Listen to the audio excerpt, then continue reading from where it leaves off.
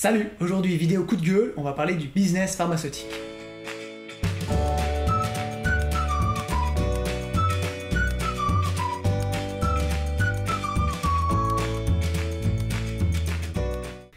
Régulièrement, je vois dans les articles, que ce soit dans le journal, à la télé ou n'importe où, sur la soi-disant avancée de la médecine, de la recherche pour le traitement de telle ou telle maladie. Et à chaque fois, quand je lis ça, je me rends compte à quel point c'est juste une énorme arnaque. Et aujourd'hui, je vais vraiment t'expliquer pourquoi, selon moi, ce que j'ai pu observer, ce que j'ai pu apprendre, eh bien, l'industrie pharmaceutique n'a absolument pas pour intérêt de nous soigner. Alors avant tout, il faut comprendre que l'entreprise pharmaceutique, c'est comme une entreprise normale. Et une entreprise normale, son premier et seul et unique but, son leitmotiv, c'est de faire de l'argent. C'est tout. Tout ce que va faire une entreprise, c'est dans le seul et unique but de faire de l'argent. Elle va créer un produit pour le vendre, pour après pouvoir investir, pour pouvoir continuer à créer des produits plus innovants, plus performants, pour continuer à les vendre et à faire du cash. C'est tout. Et l'industrie pharmaceutique fonctionne exactement pareil. Peut-être qu'à une époque, son but premier, ça a été de soigner les gens, mais aujourd'hui, elle a vraiment rejoint cette philosophie d'entreprise qui est de faire du cash. D'ailleurs, il y a une phrase très célèbre qui dit que l'industrie pharmaceutique ne crée pas des cures, mais des clients. Et c'est là qu'on va tomber sur le premier problème. C'est que pour vendre ses produits, elle a besoin d'une clientèle spécifique, c'est-à-dire de personnes qui sont malades ou en mauvaise santé. Et du coup, elle n'a aucun intérêt à soigner les gens, parce que ça sous-entend à détruire sa propre clientèle. Si elle soigne les gens ne vont plus acheter ses produits.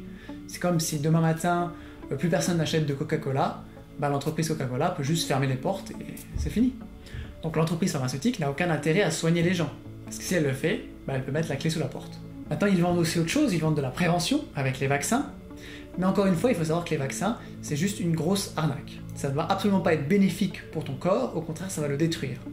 Parce que ça part sur la théorie que dès le moment où on arrive sur cette planète, on n'est pas capable de se défendre contre notre environnement, qu'il est forcément agressif envers nous, et qu'il faut absolument se faire des piqûres dès la minute où on est sur cette planète. Et encore une fois, c'est que des conneries, et c'est pas du tout vrai si tu réfléchis 2 secondes. Non, aucun animal n'arrive sur cette planète et a besoin de se faire des piqûres pour survivre. Donc pourquoi est-ce que nous, on devrait en avoir? Donc le vaccin, encore une fois, c'est une grosse arnaque. Alors je vais pas entrer dans le détail parce que c'est plutôt compliqué. Je te mets le lien d'une vidéo du Dr Tal Schaller qui explique très bien le sujet. Et après le vaccin, on a une troisième catégorie, troisième partie dans ce business pharmaceutique qui est aussi une énorme arnaque, c'est la recherche contre la maladie. Donc soit la recherche contre le cancer, contre le sida, qui est encore une fois de la poudre aux yeux. Parce que déjà quand tu réfléchis, ça fait je sais pas combien d'années qu'on fait des recherches contre le cancer, et que on est toujours au même point, qu'il y a tout le temps toujours autant de gens qui meurent, si ce n'est pas plus, que le traitement est inefficace, les rares personnes qui survivent au traitement contre le cancer en chopent un quelques années plus tard, sauf si ils ont eu l'intelligence de changer leur hygiène alimentaire, mais s'ils ne le font pas, c'est pas le traitement qui va les aider. Et pourquoi est-ce que cette entreprise est aussi une énorme arnaque? C'est parce que tout simplement, si un jour l'industrie contre le cancer trouve un remède au cancer, ce qui n'arrivera jamais, mais imaginons qu'ils y parviennent, il n'y aurait plus de raison de faire de recherche contre le cancer. Ils pourraient fermer le département et mettre la clé sous la porte. Donc encore une fois, c'est pas du tout dans leur intérêt, c'est pas du tout intéressant pour le business de trouver vraiment un remède au cancer, parce que tout simplement, ça met fin au business en lui-même. Donc quand vous voyez des campagnes contre le cancer, contre le sida, quand vous voyez des gens dans la rue qui vous interpellent pour vous demander de donner de l'argent, en plus des gens bénévoles, parce qu'on va pas les payer sinon vous perdrez de l'argent, quand vous voyez ce genre d'événements de gens qui vous disent de donner de l'argent, non, dites tout simplement non, parce que vous donnez de l'argent à l'entreprise pharmaceutique, vous payez des gens pour rien, pour qu'ils fassent des recherches dans le vide, pour qu'ils fassent des expériences sur des pauvres souris au lieu de leur foutre la paix, et ça sert à rien. Vous perdez de l'argent et vous la donnez aux mauvaises personnes.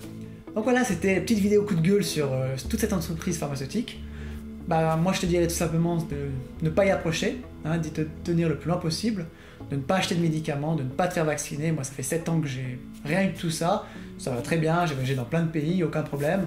Donc dis non à tout ça, renseigne-toi bien, et de toute façon dans d'autres vidéos je vais plus détailler ce sujet, notamment les maladies, tout ce qui va avec. Je te remercie d'avoir regardé cette vidéo, je te dis à très bientôt, et surtout, reste maître de ta santé.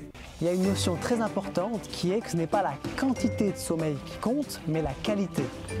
Tu l'as peut-être déjà remarqué, mais il peut arriver que tu te couches que tu dormes finalement pas beaucoup, puis que le lendemain tu te réveilles et que tu as une forme d'enfer, une pêche, une énergie pas possible. Alors qu'à l'inverse, des fois tu fais des superbes longues grasses matinées et que tu es juste complètement crevé le reste de la journée. Parce qu'encore une fois, ce n'est pas la quantité mais la qualité de sommeil qui compte.